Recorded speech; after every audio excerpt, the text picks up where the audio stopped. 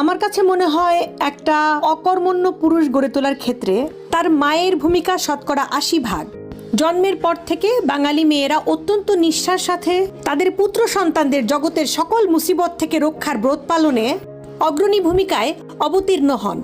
ফলশ্রুতিতে জীবন ধারণের basic knowledge থেকে পুত্র সন্তানরা কয়েকশো ক্রস দূরে থাকে।